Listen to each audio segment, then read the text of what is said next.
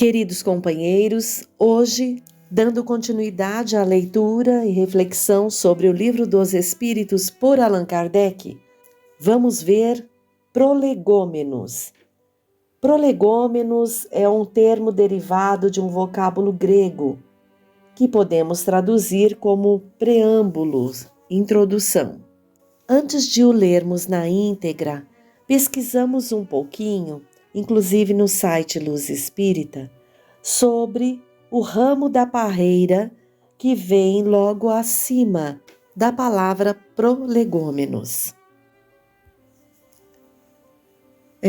Na parte que se faz um levantamento sobre a história, se coloca: por ocasião dos estudos e pesquisas iniciais da revelação espírita e já em preparação para o lançamento do Livro dos Espíritos, a obra literária inaugural da nova doutrina, o codificador espírita Allan Kardec recebeu, provavelmente no ano de 1856, uma comunicação mediúnica. A identidade do médium é desconhecida. Assinada por várias entidades espirituais, dentre os quais São João Evangelista, Santo Agostinho, Sócrates, Platão e o Espírito Verdade, cujo texto seria utilizado dentro da seção dos prolegômenos. No ínterim dessa comunicação, um determinado trecho assim se expressa.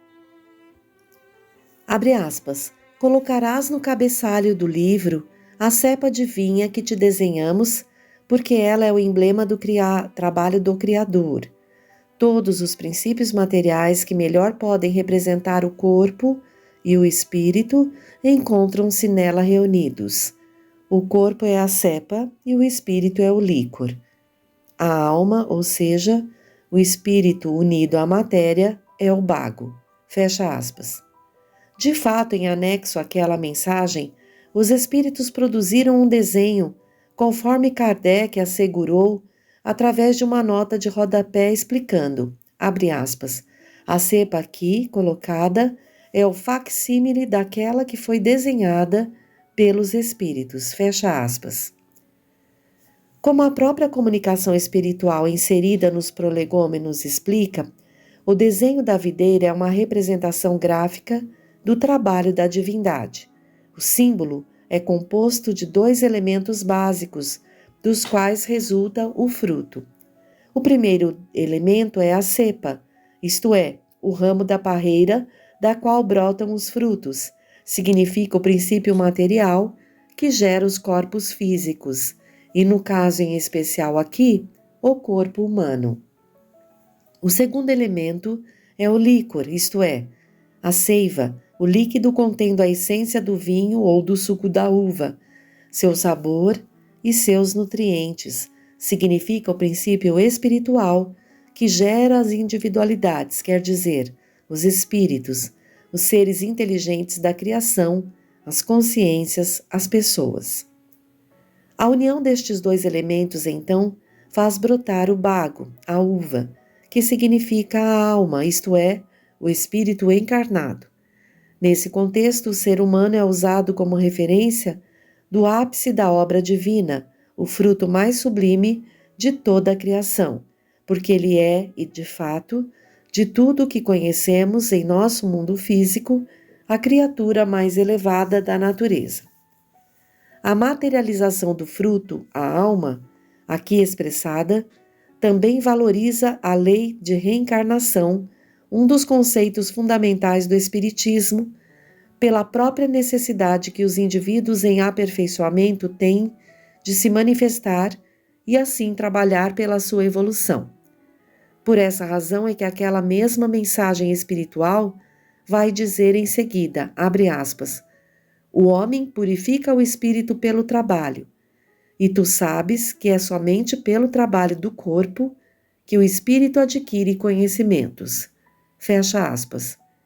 Em outro trecho da sua obra, Allan Kardec vai desenvolver a explicação da alegoria do vinho no processo de aperfeiçoamento espiritual. Abre aspas.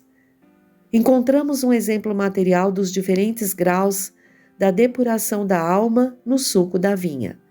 Ele contém o líquor chamado espírito ou álcool, mais enfraquecido por uma imensidade de matérias estranhas que alteram a sua essência. Esse licor, só chega à pureza absoluta depois de várias destilações, em cada uma das quais ele se despoja de algumas impurezas. O alambique é o corpo no qual a alma deve entrar para se depurar. As matérias estranhas são como o perispírito, que também se depura à medida que o espírito se aproxima da perfeição. Fecha aspas, Livro dos Espíritos, comentário da questão 196A. O Espiritismo se destaca por ser uma doutrina que, embora tenha efeitos religiosos, é desprovida de elementos litúrgicos, rituais, templos sagrados, hierarquia clerical e símbolos cabalísticos.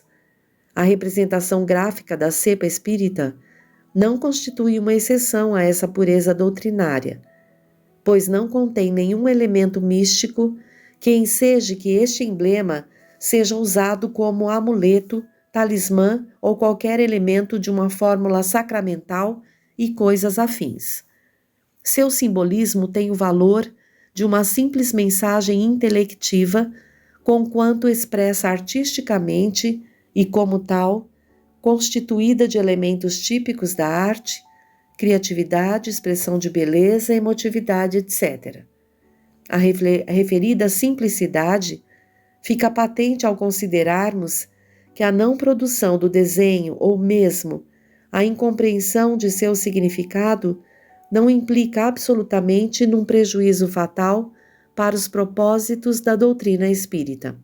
Entretanto, pelo zelo que tiveram as personalidades espirituais que o transmitiram a Allan Kardec, com uma ordem expressa para o colocá-lo no livro inaugural do Espiritismo, devemos deduzir que este emblema contenha uma mensagem intelectiva realmente importante, e talvez a explicação transcrita nos prolegômenos não encerre todo o seu significado. Possíveis significações implícitas.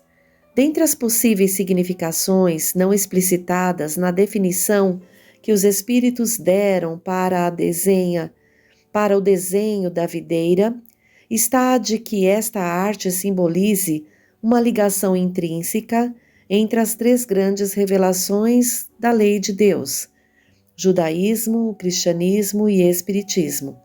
A definição dos mentores da obra kardeciana de que a criatura humana, o espírito encarnado, é a representação máxima do trabalho divino, realmente coincide com a tradição judaico-cristã, que afirma que Deus criou o ser humano à sua imagem e semelhança e que o tornou superior dentre toda a criação.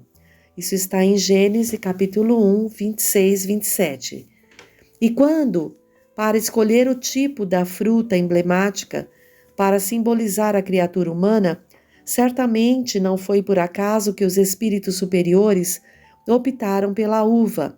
A videira, o vinho e a uva são elementos clássicos e de forte simbolismo dentro das tradições do judaísmo e do cristianismo, não desprezados pela doutrina espírita. A cepa espírita ilustra a vinculação entre Moisés, Jesus e Kardec. Na cultura mosaica, os mencionados elementos permeiam todo o Antigo Testamento bíblico. Entre tantas passagens, a videira é usada como alegoria da, entre aspas, terra da promissão. Depois da fuga da escravidão no Egito, atravessando o deserto rumo às terras de Canaã, com a esperança de estabelecer ali a santa nação de Israel, Moisés envia 2 espiões para ver como eram aqueles campos, se eram férteis ou estéreis, como eram seus habitantes, etc. Na volta, os espiões trouxeram amostras do fruto que se tornaria sagrado.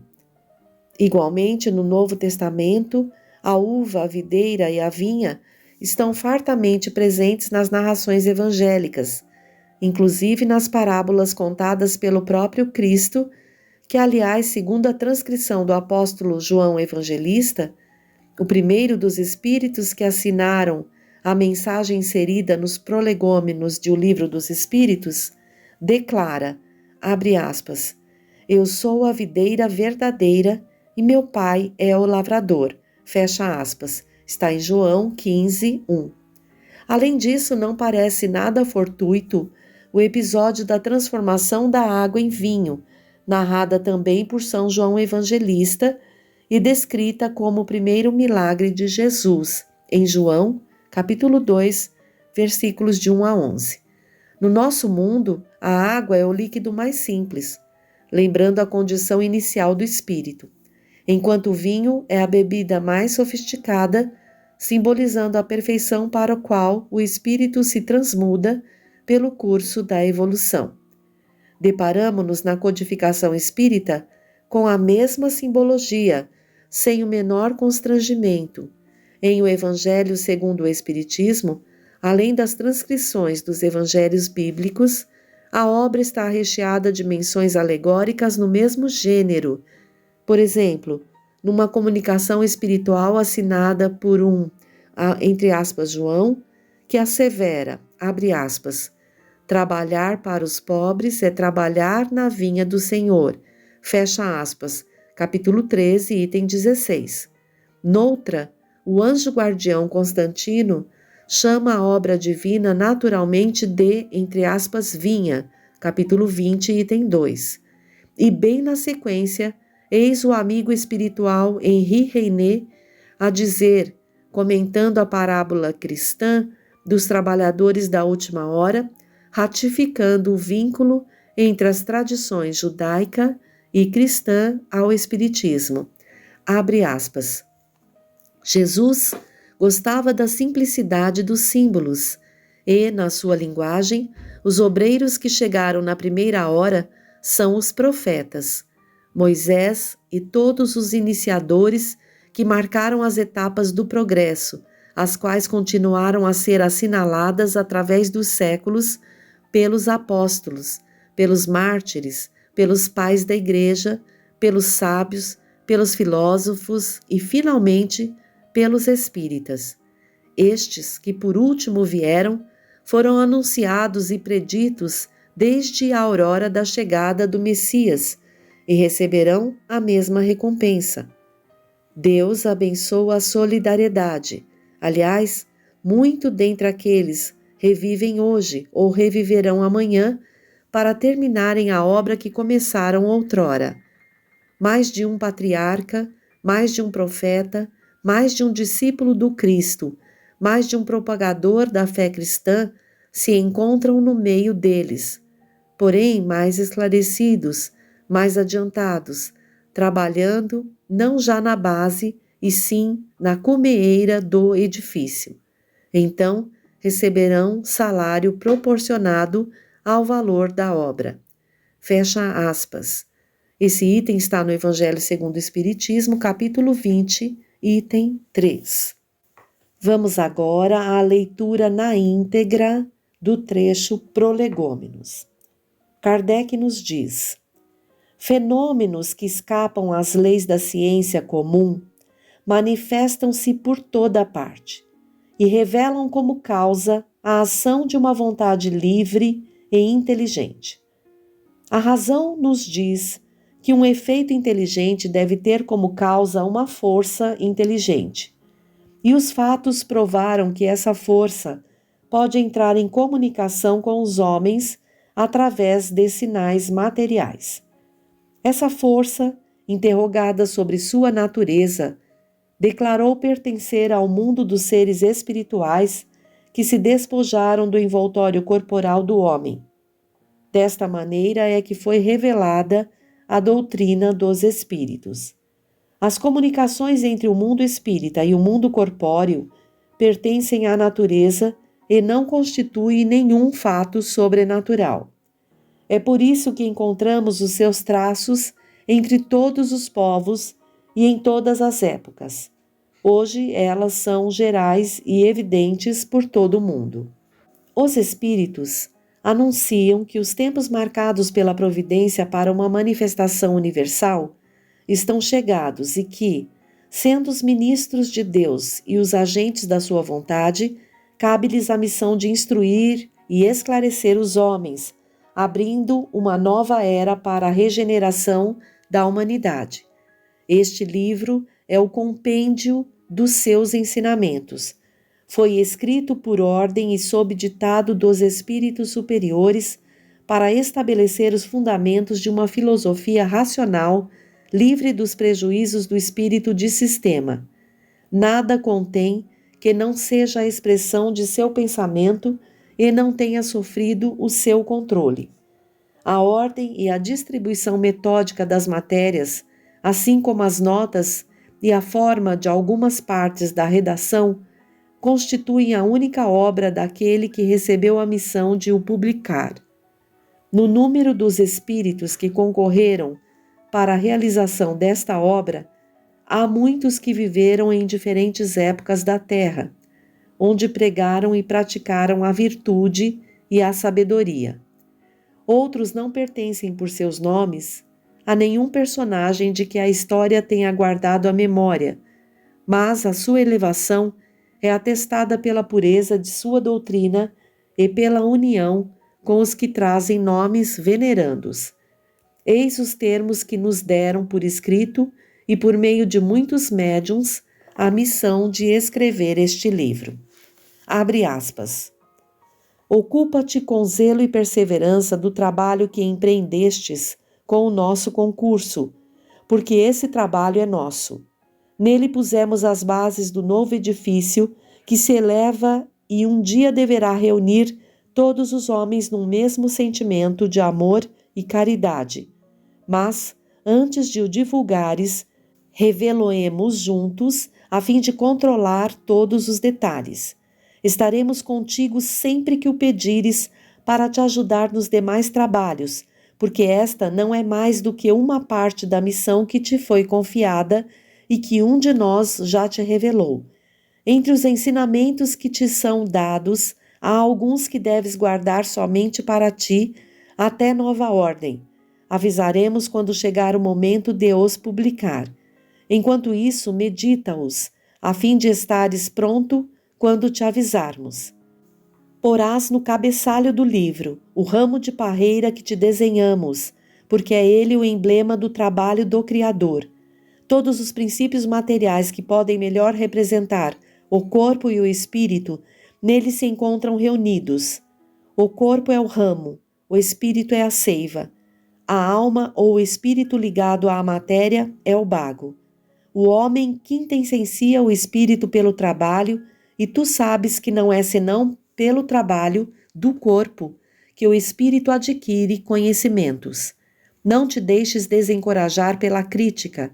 Encontrarás contraditores encarniçados, sobretudo entre as pessoas interessadas em trapaças. Encontrá-lo-ás mesmo entre os espíritos, pois aqueles que não são completamente desmaterializados procuram muitas vezes semear a dúvida por malícia ou por ignorância. Mas prossegue sempre. Crê em Deus e marcha confiante. Aqui estaremos para te sustentar e aproxima-se o tempo em que a verdade brilhará por toda parte. A vaidade de certos homens que creem saber tudo e tudo querem explicar à sua maneira dará origem a opiniões dissidentes.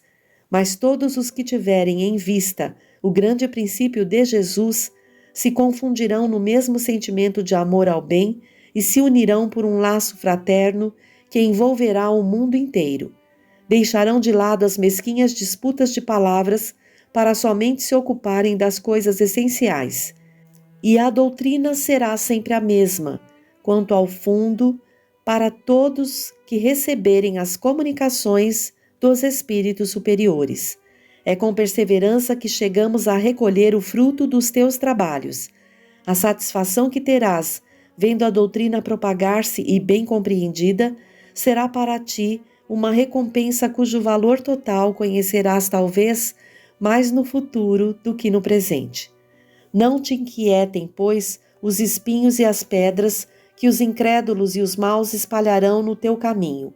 Conserva a confiança, com ela chegarás ao alvo e merecerás sempre a nossa ajuda. Lembra-te de que os bons espíritos só assistem aos que servem a Deus com humildade e desinteresse e repudiam a qualquer que procure, no caminho do céu, um degrau para as coisas da terra. Eles se afastam dos orgulhosos e dos ambiciosos.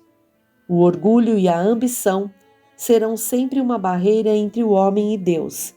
São um véu lançado sobre as claridades celestes, e Deus não pode servir-se do cego para fazer que compreendamos a luz. Fecha aspas. Assinam essa mensagem São João Evangelista, Santo Agostinho, São Vicente de Paulo, São Luís, o Espírito da Verdade, Sócrates, Platão, Fenelon, Franklin, Swedenborg, etc., etc. Vejam, companheiros, os espíritos disseram tudo a Kardec, que era necessário. Está tudo aqui, nos prolegômenos. Talvez, com o tempo, também consigamos abarcar todo o significado dessas palavras aqui a Kardec, esse nosso grandioso codificador que trouxe tanta luz às nossas vidas. Kardec foi avisado sobre as dificuldades e também que a doutrina seria melhor compreendida e difundida num futuro. Que possamos nos esforçar para buscarmos essa compreensão e sermos as cartas vivas do Evangelho de Jesus e contribuamos assim para a propagação desta obra. Um abraço a todos e até o próximo encontro.